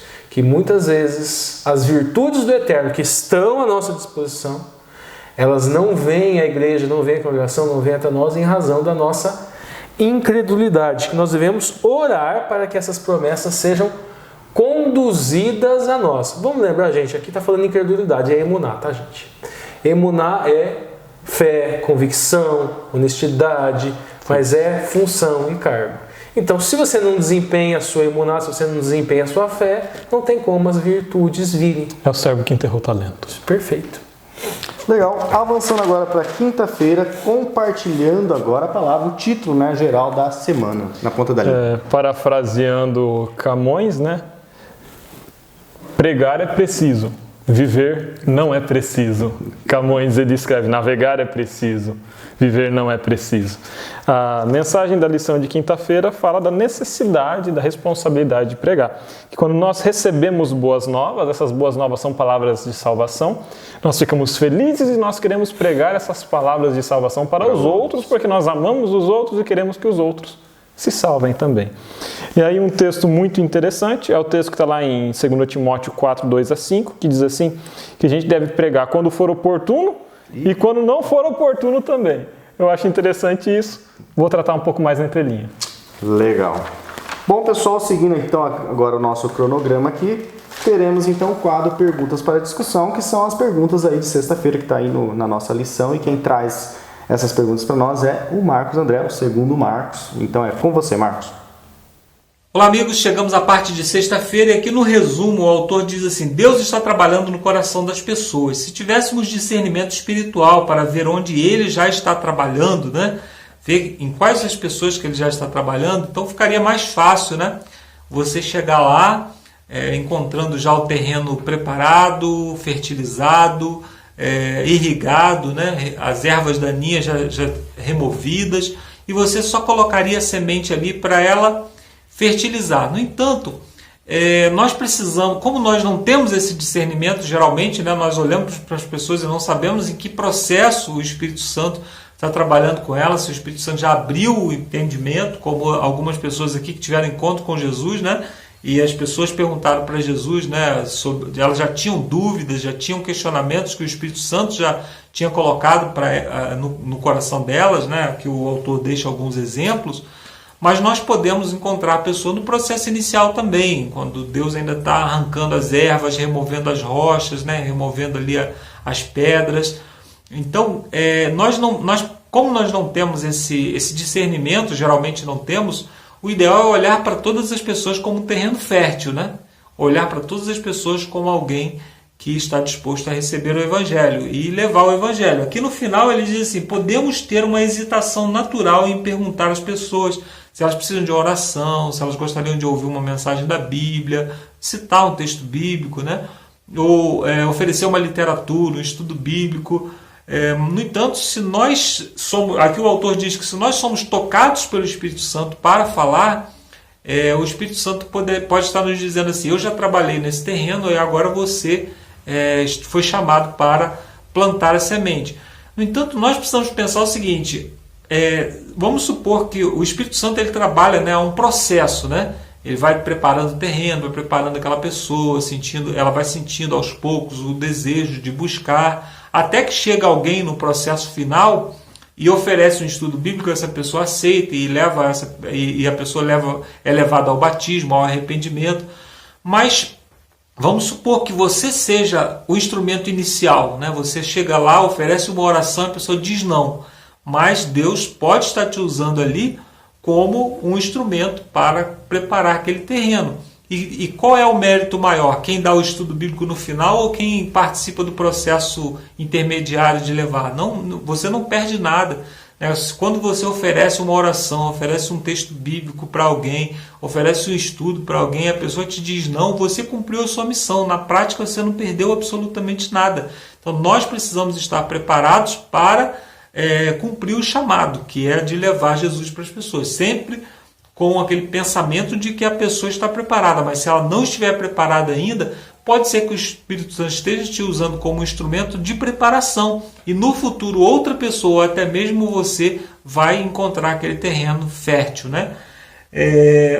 Na pergunta número 1 diz assim: se alguém viesse até você sentindo-se terrivelmente culpado por alguma coisa e precisasse do perdão de Deus, que conselho você daria e quais textos bíblicos compartilharia? Qual tem sido a sua experiência com a culpa e com o poder do perdão? Quando nós olhamos para a cruz de Cristo, não dá para ter dúvida de que Deus está disposto a nos perdoar. Deus enviar o seu próprio Filho para morrer daquela maneira escandalosa na cruz, então isso não deixa dúvida nenhuma de que Deus está disposto a nos perdoar. No entanto, o perdão é algo que nós precisamos de compreensão intelectual, de fé para aceitar o perdão, e nós precisamos aceitar esse perdão de maneira intelectual. Por isso que lá na armadura, em Efésios 6, nós encontramos o apóstolo dizendo que a salvação deve ser o nosso capacete, porque ele deve ser colocado na nossa cabeça para que a gente possa aceitar isso, porque na prática nós não vemos, Olha só, eu continuo com a mesma idade, quando eu sou perdoado, eu continuo com a mesma idade, com a mesma roupa, falando, lembrando das coisas que eu fiz no passado, as minhas memórias não são apagadas, e ainda assim eu preciso me compreender, mesmo que eu não me sinta, o sentimento ele pode não ter, eu posso não me sentir perdoado, mas eu preciso aceitar pela fé de que eu fui perdoado e tive os meus pecados lavados em Jesus. E isso é uma compreensão intelectual e uma compreensão que você recebe pela fé. Então, algumas pessoas, elas podem, pela memória daquilo que fizeram, elas podem continuar sofrendo e passar aí por situações difíceis nesse processo. No entanto, nós precisamos auxiliar as pessoas para que elas compreendam pela fé e compreendam intelectualmente que a salvação já ocorreu, você sentindo ou não, Pergunta número 2. Às vezes Deus traz pessoas à nossa vida porque deseja que elas conheçam a sua verdade. Como podemos ser sensíveis à sua direção? É o que eu falei lá no início, Eu particularmente não sou tão sensível assim, então eu procuro semear vastamente, como o semeador que saiu a semear, falar, e às vezes, numa conversa política, numa conversa cotidiana, as pessoas falando de outros assuntos, eu me lembro de uma passagem bíblica e eu falo daquela passagem bíblica. Aquele assunto aquela passagem bíblica, aquela minha fala, ela pode ser ignorada e o assunto continua na mesma direção, mas às vezes eu consigo direcionar para mensagens bíblicas. E isso é muito bom quando acontece, e às vezes não dá certo, às vezes dá certo. Eu acho que foi o Michelson Borges que eu assisti um vídeo, uma entrevista dele, onde ele fala que ele, por ser tímido, ele às vezes leva um livro que fala do Adventismo, que fala do sábado, e fica em alguns lugares assim, mostrando a capa do livro, lendo assim, mostrando a capa do livro para que outras pessoas possam se interessar e às vezes até puxam um assunto com ele. Então, a gente precisa buscar todas as oportunidades, Reflita sobre o poder de Deus e sua palavra, revelado na história da criação. Mal podemos compreender o conceito do universo, as grandezas do universo, são em anos-luz. A velocidade da luz demora 13 bilhões de anos para chegar naquele lugar. Então nós ficamos assim pensando, como que algo pode existir tão grande assim?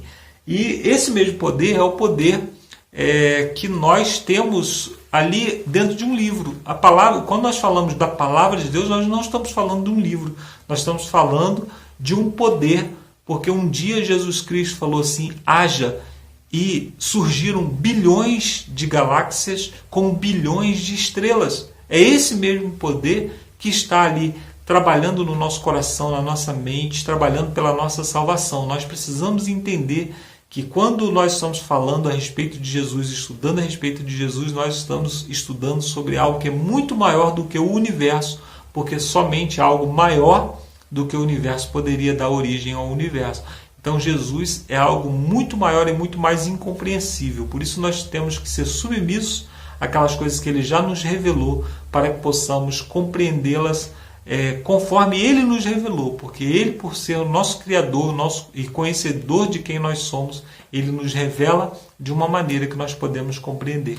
Agora nós terminamos aqui a minha participação e vamos para as entrelinhas, e no final eu volto para terminarmos juntos com uma oração. Espero você lá no final e um bom estudo a todos aí. Valeu, Marcos. Obrigado. Eu volto aqui ainda, Marcos, o terceiro Marcos, para terminar e encerrar essa lição com uma oração. Então vamos agora para as entrelinhas. Temos duas entrelinhas interessantes. Temos a entrelinha aqui, a linguagem que corrói como câncer, que vai ser a segunda entrelinha, e agora a primeira entrelinha, teoria do ato da fala divina. Que é o Ricardo que traz aqui, ele já adiantou alguns teminhas, né, alguns assuntos. Então é com você e eu vou para trás lá para dar o zoom. E eu vou sentar no cantinho do pensamento. Fica de castigo aí. Bom, gente, vamos lá. Então, o anúncio do Lúcio foi a teoria do ato da fala divina. Existe uma teoria do ato da fala, tá? John Austin. E ele trabalha com um conceito de ato da fala e ele trabalha com uma espécie de um diálogo entre esses três elementos. O primeiro elemento do ato da fala, que ele diz o seguinte, é o ato locucionário, que é o que a gente está acostumado a ouvir. O que seria esse ato locucionário? Seriam as palavras, as relações lógicas, as relações de sintaxe das palavras, morfológicas das palavras, seu signo lógico, a descrição que ela faz. Só que, de acordo com Austin, fala o seguinte, que a palavra, quando um enunciado, ele não é só a descrição da realidade. Quando você constitui uma realidade por falar. E daí, o segundo elemento seria o ato ilocucionário, que seria a ação que você está fazendo ao falar. Por isso, ato da fala. E o terceiro elemento seria o perlocucionário, que seria o efeito da fala no ouvinte. Então vamos lá, locucionário, as palavras, as relações lógicas. E locucionário, aquilo que é feito. Pode ser também a intenção do falante, tudo está ali na ilocução. Agora o efeito no ouvinte está na perlocução, e o efeito causado no ouvinte. Então vamos lá, vou dar um exemplo aqui humano. Por exemplo, eu digo para o Lúcio, Lúcio, fecha mais a imagem. Isso pode ser, o ato ilocucionário, a ação pode ser um pedido, pode ser uma ordem, tudo dependendo da relação. E o efeito no Lúcio pode ser vou fazer, não vou fazer, vou fazer incomodado, não vou fazer incomodado. Então, perlocução, terceira parte. Acredito que está bem tranquilo. Agora, como o anúncio, gente, fala do ato da fala divina, então nós vamos aplicar essa teoria agora ao ato da fala divina. Vamos lá, gente. O apóstolo Paulo trabalha lá em Romanos 1, eu já adiantei lá um pouquinho, com a questão da Torá na natureza. E o autor da lição trabalhou justamente esse termo. Vaiomer Elohim, Yerior, Vaior. E disse Deus, haja luz e houve luz. Então nós temos na Bíblia, nós temos uma locução. Palavras escritas, grafadas, com tinta, pintadas. Mas nós temos o ato da fala. Ele está descrevendo uma locução. O que aconteceu, obviamente, lá no passado. Deus disse, haja luz e houve luz. Não sabemos necessariamente como foi o evento fisicamente falando, mas que houve uma certeza, uma consequência na natureza. Houve uma ilocução. Então foi dito e foi feito. Ou seja, dito e feito. Passamos da locução para a ilocução. A natureza respondeu. O efeito, a perlocução foi o quê? A luz. Ocorre que, gente, hoje, quando eu leio o texto, quando eu leio a Bíblia, quando eu leio essa passagem, texto escrito, quando eu leio essa locução, eu posso olhar para o céu e ver a luz. O sol, eu vejo a luz à minha volta, eu só enxergo até por razão disso.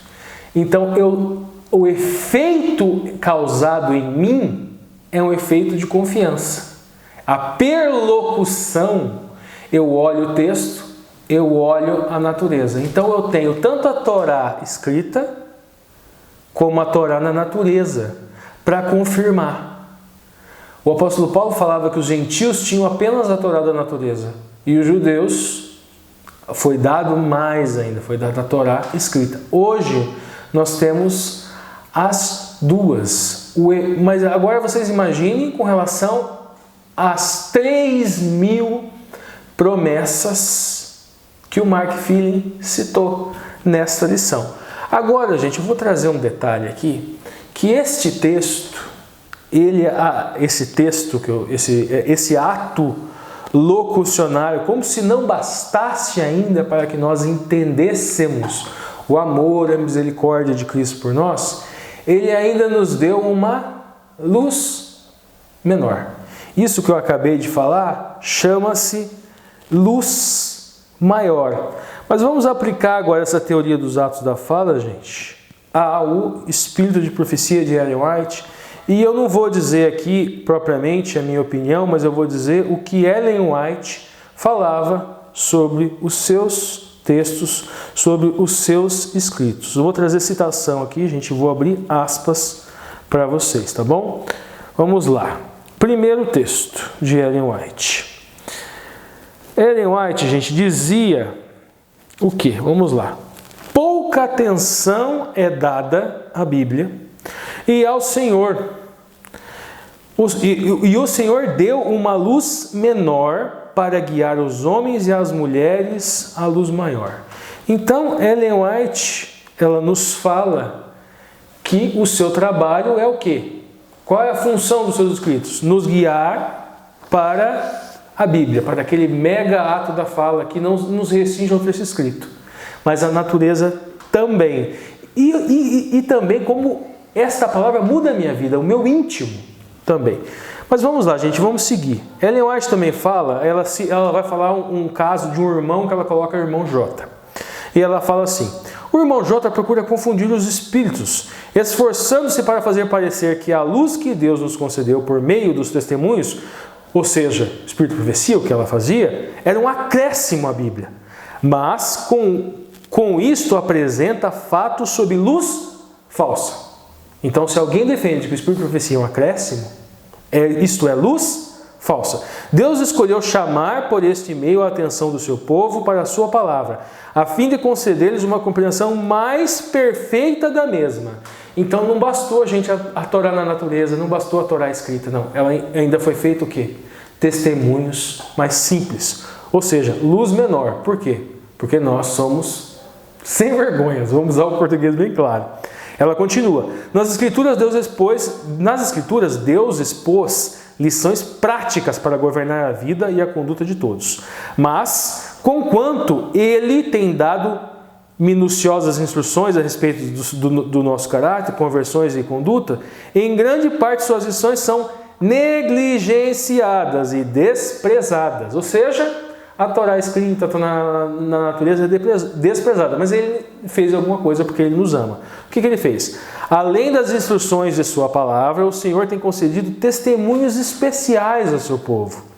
Não como uma nova revelação, mas para que possa apresentar-nos claras lições da palavra, a fim de que sejam corrigidos os erros indicando o caminho certo, para que toda a alma não fique sem escusas. A alma sem escusa, ela procura quem, gente?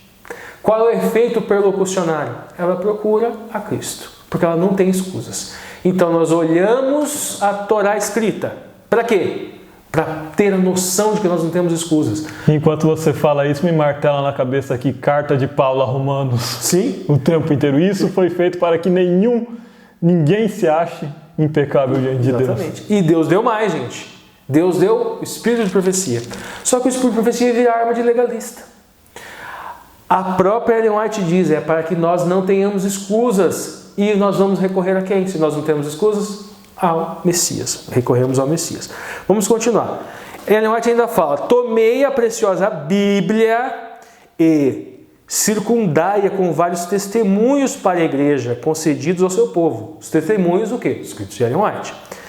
Não estáis familiarizados com essas escrituras. Ela está dizendo aqui para quem, gente? Para gente que queria dizer que os escritos de Ellen White eram acréscimos à Bíblia. E daí ela fala: vocês não estão familiarizados à Bíblia. E por que negligenciaste familiarizar-vos ao livro inspirado de Deus, que Ele, no caso Deus, procurou alcançar-vos, através de testemunhos simples e diretos. Ou seja, os testemunhos de Ellen White são simples e diretos, chamando a atenção da palavra, para as palavras da inspiração, que negligenciaste em obedecer na Bíblia, insistindo em que vossa vida fosse pautada de acordo com esses puros e elevados ensinos. Bom, gente, são esses os textos de Ellen White. E agora eu continuo com a questão do ato locucionário do divino, para encerrar, com a questão do Espírito Santo, gente. O Espírito Santo, ele vai atuar na locução, mas ele vai, para você entender o texto escrito, a locução, a rumash, mas ele vai desde que você esteja aberto para isso. É muito comum, gente, a gente ler o texto e a gente colocar no texto um elemento da nossa personalidade. Vamos estudar o Evangelho. Nós não estudamos o Cristo, nós estudamos a caricatura nossa no Cristo. Nós criamos a nossa caricatura no Cristo. E no Novo Testamento, em qualquer lugar, nós criamos a caricatura de um Deus. Mas nós somos esse Deus. Se nós não estamos propensos a um diálogo com a palavra, um diálogo real com a palavra, nós vamos criar uma nova Bíblia. O Alexandre fez um quadro um tempo atrás que nós construímos uma Bíblia.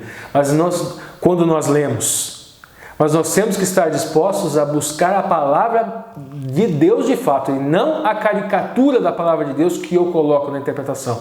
O Espírito só vai atuar se eu estiver disposto a esse diálogo com Deus, na locução. E na ilocução, gente, no dia a dia, Deus é criador de tudo. A palavra vai Omer, e disse Deus, criou todas as coisas. Então eu saio todos os dias de manhã, eu vejo o sol, criação de Deus. Eu saio, eu vejo o meu filho, milagre do meu filho, eu vejo a minha modificação da minha personalidade, a modificação do meu caráter, o que eu posso estar contribuindo para o outro. Tudo isso é o Espírito trabalhando no ato ilocucionário de Deus, enquanto agente modificador e de manutenção dessa realidade. E o Espírito atuando na perlocução, gente. De certa forma, esta palavra escrita e esta palavra da natureza, ela gera um efeito em mim. É o Espírito que coloca esse efeito em mim. Mas nessa perlocução, eu também posso atuar como um instrumento perlocucionário, criando efeitos nos outros, criando efeito na minha comunidade, criando efeito na minha família, criando efeito na minha esposa, criando efeito nos meus filhos. E é isso por hoje. Bom, pessoal, que massagem cerebral, massagem mental aí com esses termos de locução, ilocução e perlocução. Entranhou aí com o tema da lição, que é testemunhar. Olha, mais uma pérola aí do Entre Linhas. Mas não acabou, nós temos ainda mais uma entrelinha, que é a linguagem que corrói como câncer, né? E agora é o Alexandre, eu vou atrás mais, dar um zoom na câmera. E basicamente essa entrelinha vai ser a gente... E eu vou fazer a mesma coisa que o Alexandre. E sentar no cantinho do pensamento. Sentar no cantinho do castigo aqui do pensamento. Filma o Ricardo no cantinho do pensamento, Lúcio. Vamos invadir a privacidade do Ricardo. Beleza, já vimos o Ricardo numa posição bem vulnerável aqui do lado. Agora vamos para o texto. Eu gostaria de ler com vocês alguns textos do livro de 2 Timóteo. A gente vai começar pelo texto que está na lição e depois a gente vai para outros textos. Então, pode, se quiser acompanhar aí na sua Bíblia, pega a Bíblia, abre lá em 2 Timóteo, que a gente vai seguir a leitura a partir daí. 2 Timóteo, primeiro, no versículo 4, de 2 a 5, diz assim. 2 Timóteo 4, de 2 a 5. Prega a palavra, insta, quer seja oportuno, quer não. Corrige, repreende, exorta com toda longanimidade e doutrina. Pois haverá tempo em que não suportarão a sã doutrina. Pelo contrário, cercar-se-ão de mestres segundo as suas próprias cobiças, como que sentindo coceira nos ouvidos. Seguimos o texto. E se recusarão a dar ouvidos à verdade, entregando-se a fábulas. Tu, porém, sê sóbrio em todas as coisas, suporta as aflições, faz o trabalho de um evangelista. Cumpre cabalmente o seu ministério. Me lembra muito um texto que a gente leu agora há pouco, que está lá em Jeremias. Lembra quando eu falei dos falsos profetas? E do problema daqueles profetas que guiam as pessoas pelo próprio entendimento? E como a gente vê hoje gente que prega aquilo que lhe é confortável aos ouvidos e que só quer ouvir a mensagem que lhe é confortável aos ouvidos. Eu admito, eu preciso tomar cuidado porque é muito sedutor. Eu só abri mensagens, só ouvi pregadores que falam aquilo que me agrada, né? Só seguir youtubers. Só seguir o YouTube, só assino o grupo de Facebook, só participo de WhatsApp, daquilo que diz aquilo que eu quero ouvir. E isso é problema, porque a gente para de dialogar com o diferente, a gente cria uma bolha, que nem o Lúcio falou. Mas quem são essas pessoas, né? Para entender esse texto, a gente vai fazer uma leitura inversa. A gente começou do capítulo 4, falando aqui que é para a gente pregar o tempo inteiro, mesmo de forma em momentos inoportunos, né? Será que eu devo ser inconveniente agora? Será que eu devo bater na porta das pessoas domingo às 7h30 da manhã e falar assim, escuta aqui, você já ouviu falar de Jesus? Será que é assim que é para eu ser inconveniente, inoportuno? Ou será que é uma mensagem que seja inoportuna na medida em que ela incomoda os arranjos estabelecidos de aquilo que eu quero ouvir? Vamos pensar um pouquinho mais. A gente vai ler o segundo texto agora em 2 Timóteo 3, 1 a 11. E falar para vocês que é uma desgraceira, viu? Porque olha só. Sabe, porém, isso. Nos últimos dias sobrevirão tempos difíceis, pois os homens serão. E aí começa a lista de características dos homens nos últimos dias. Egoístas, avarentos, jactanciosos, arrogantes, blasfemadores, desobedientes aos pais, ingratos, irreverentes, desafeiçoados, implacáveis, caluniadores, sem domínio de si, cruéis, inimigos do bem, traidores, atrevidos, enfatuados, mais amigos dos prazeres que amigos de Deus, tendo forma de piedade, negando-lhe, entretanto, o poder. Foge também destes. Pois entre estes se encontram os que penetram sorrateiramente. Deixa eu ver se eu já estou avançando. Já estou lendo até mais. Os que penetram sorrateiramente nas casas e conseguem cativar mulheres sobrecarregadas de pecados, conduzidas de várias paixões, que aprendem sempre e jamais podem chegar ao conhecimento da verdade. E segue. Gente, olha a característica dessas pessoas nos últimos dias. E se você começa a ler as características ali, tem para todo que é gosto. Tem a pessoa que nega a piedade, tem a pessoa que é desobediente aos pais, tem a pessoa que é blasfema, tem a pessoa que é egoísta. Homens difíceis em tempos difíceis. E é para esses aqui, será que Paulo está falando para a gente pregar de forma inconveniente? Vamos seguir na leitura, agora até o verso 11. Seguindo a partir do 8. 9. Eles, todavia, não irão avante, porque a sua insensatez será a todos evidente, como também aconteceu com aqueles. Está falando de Janes e Jambres. Tu, porém, tens seguido de perto o meu ensino, procedimento e propósito, fé, longanimidade, amor e perseverança. As minhas perseguições e os meus sofrimentos, os quais me aconteceram em Antioquia, Icônio e Listra, que várias perseguições tenho suportado. De todas, entretanto, me livrou o Senhor.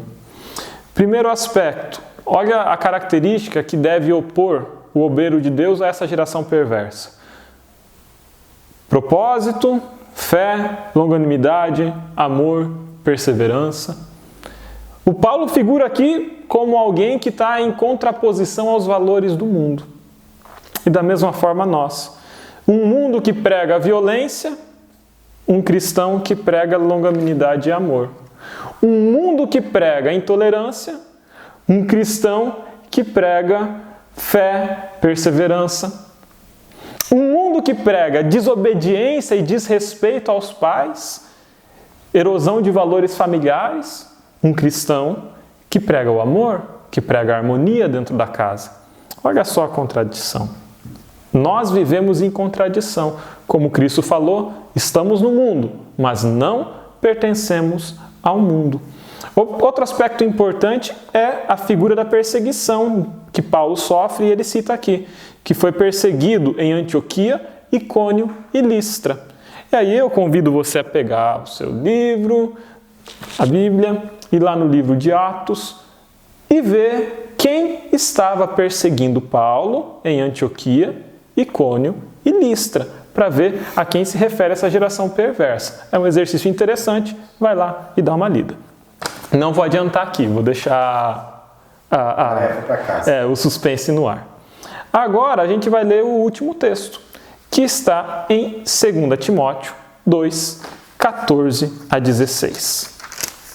Como que a gente deve tratar essa geração perversa? Percebe que a gente está indo ao contrário do texto?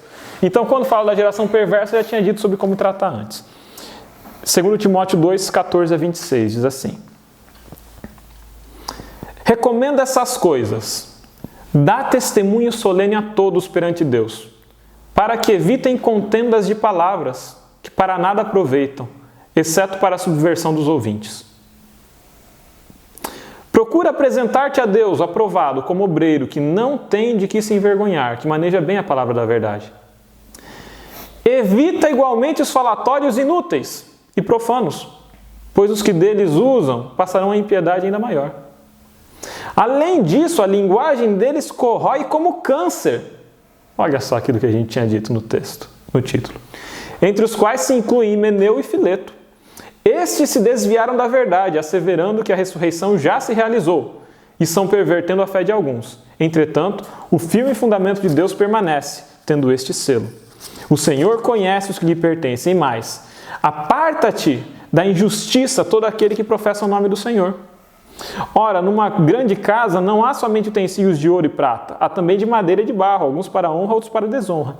Assim, pois, se alguém a si mesmo se purificar destes erros, será utensílio para a honra, santificado e útil ao possuidor, estando preparado para toda boa obra.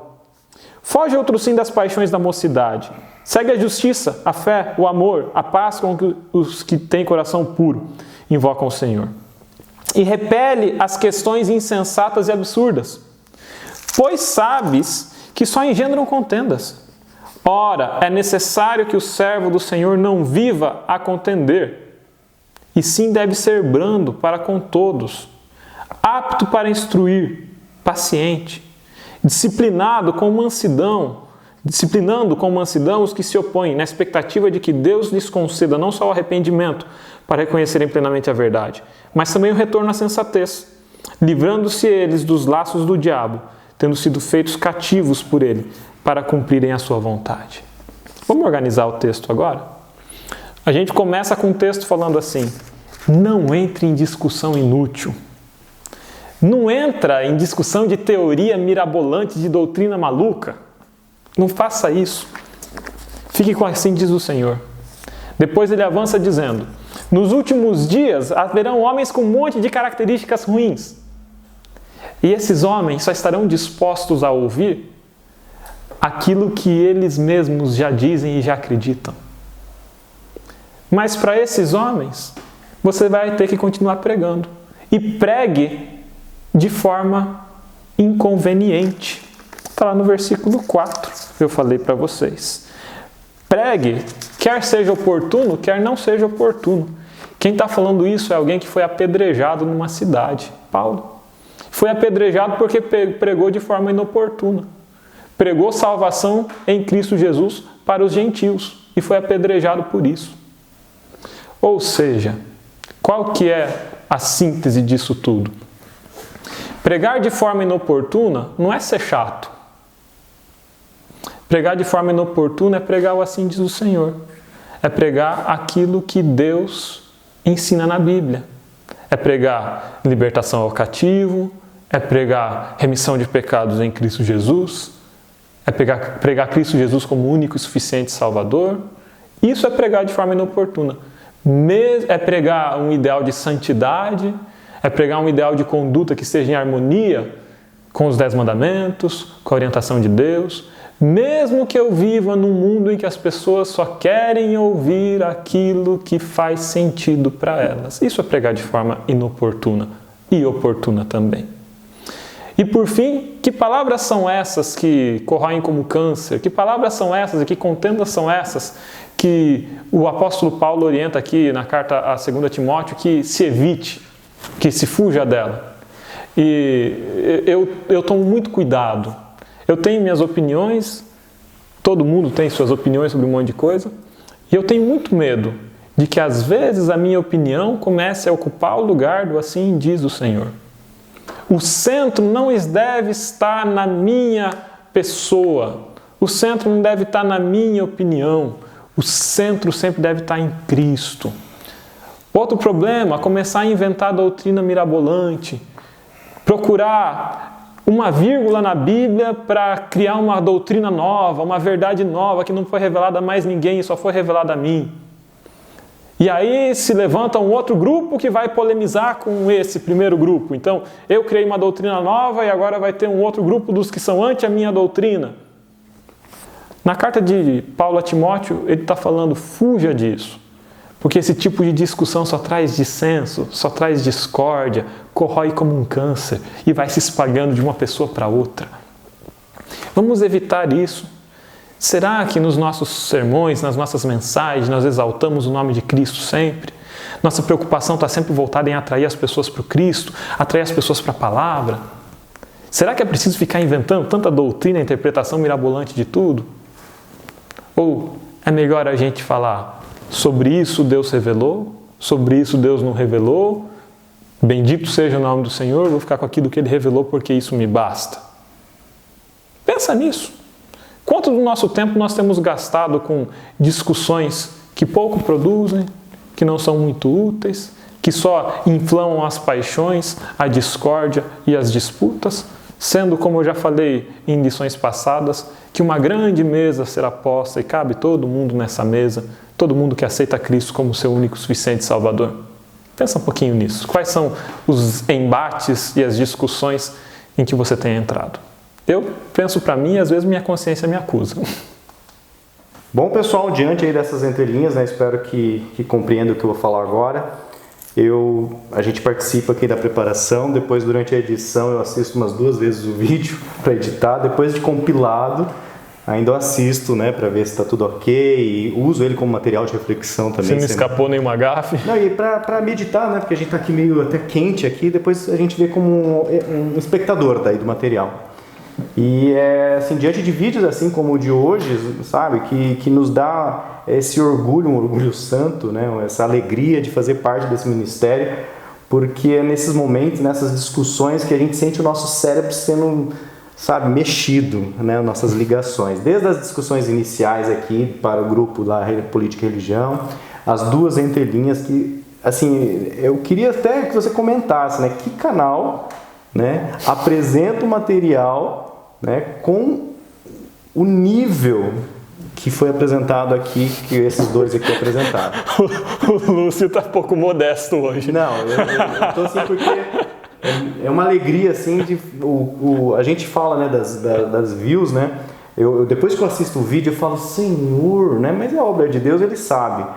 Que a minha vontade é que todos pudessem, né, dar o valor que a gente dá, o que eu tenho dado a esse vídeo, e você vê, né, o pessoal comentando, obrigado, tenho aprendido, né? Então assim, diante dessas entrelinhas, eu espero que você assista esse vídeo 1, 2, 3 vezes, o quanto você quiser assistir para entender todo o material, e que você sinta-se, sabe, assim, tocado, né, tocado pelos conteúdos, incomodado pelos conteúdos, que eu acho que esse é o papel, né? Deus sempre traz na palavra dele algo que, como você falou, que te incomoda, que me incomoda, que incomoda o Ricardo. Para que haja crescimento, é preciso que haja uma desequilibração do conhecimento estabelecido para que ele seja reequilibrado depois em novos padrões. Então são muitos pontos de vista aqui, muitas opiniões, muitos textos. Eu espero, pessoal, que realmente tenha, né, que vocês continuem aí curtindo. Claro, fica o apelo de todo youtuber, né, que você compartilha isso, porque dá dó, né? Um detalhe, gente. Eu falei lá do livro que eu estava escrevendo de ficção, né? Isso. Tá, já tem 80 páginas, coisa e tal, fazendo merchan aqui, né? Porque mais pra frente. Mas é o seguinte, eu estava estudando, continuo estudando sobre análise dialógica, análise semiótica, e eu percebi uma possibilidade no futuro um pouco mais distante, depois que acabar esse outro primeiro, de escrever um livro fazendo uma análise semiótica do livro do Apocalipse. Que legal. Utilizando o dialogismo de Bakhtin, Voloshinov, Medvedev. 6, né, que já virou o dia, já é 1 hora da manhã, 6 de agosto de 2020, Ricardo já lança essa... Mas isso depois, primeiro terminar o meu livro. É ambicioso, cara. É ambicioso. Eu vi a brecha. Eu queria construir primeiro uma interpretação de Jeremias. Para mim, entender Jeremias já estava feliz, cara. Já que nós estamos no momento merchan, né, quero fazer um merchan aqui, a Igreja Central, dia 22, sábado de agosto, nós teremos o Alexandre pregando. Eita! Ele vai pregar, né, sobre um tema que foi exposto aqui no 5º vídeo sobre o Salmos 22. A oração oculta? A oração oculta de Jesus.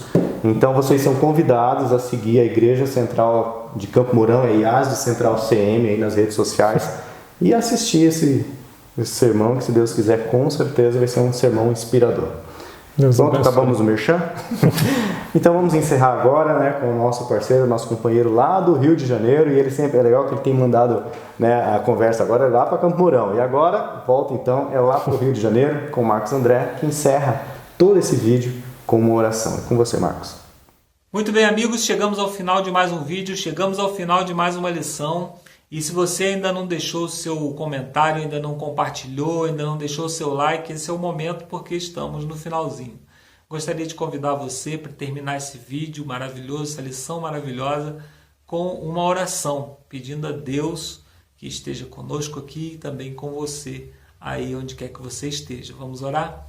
Senhor Deus, muito obrigado pela Tua misericórdia, pela Tua graça, pela Tua bondade. Muito obrigado pela lição maravilhosa que tivemos, Senhor.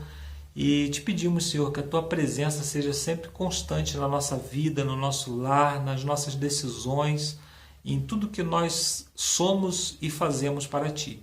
Nós te pedimos, Senhor, que o Senhor abençoe cada pessoa que está nos ouvindo agora, abençoe a família de cada uma dessas pessoas, Senhor, para que a Tua mensagem que chegou no nosso lar possa chegar no lar de outras pessoas também, através de nós como instrumentos Teus.